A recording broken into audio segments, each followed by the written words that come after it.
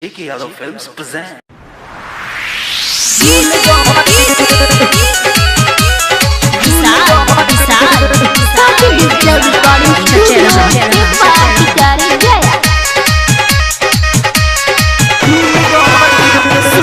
वाली रात जब अहिले सजनमा धक धक करे लागल सखी मोर मनमा।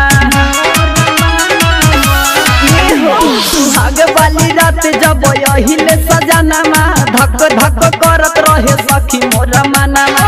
झूला के डोरी सखी खुल गइल जबन टाइट रहे चीज सब झूल गइल। सकल सामान सखी फूल गइल जबन टाइट रहे चीज सब झूल गइल।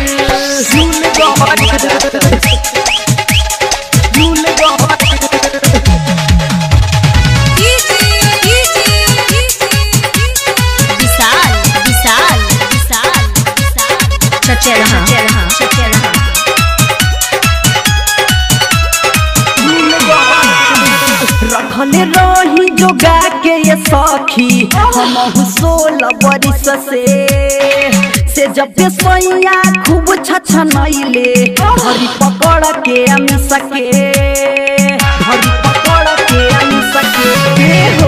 रखले रही जोगा के ये सखी हम 16 बरिस से जब सैया खूब छछनैले धरी पकड़ के अमी सके।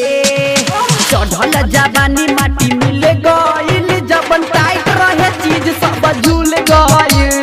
सटल सामान सखी फूल गइल जबन टाइट रहे चीज सब झूल गइल।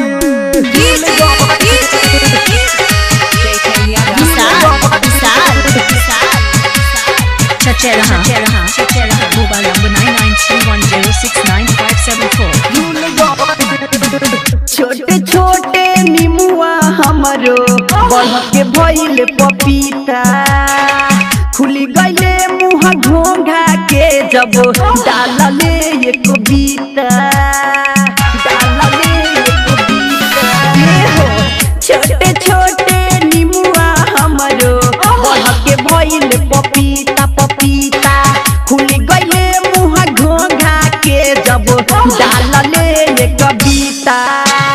दरद सूरज सिंह भूल गइल जबन टाइट रहे चीज सब झूल गइल। सटल सामान सखी फूल गइल जबन टाइट रहे चीज सब झूल गइल। सुहाग वाली रात जब आइल सजनमा धक धक करत रहे सखी मोर मनमा। झूला के डोरी सखी खुल गइल जबन टाइट रहे चीज सब झूल गइल। सटल सामान सखी फूल गइल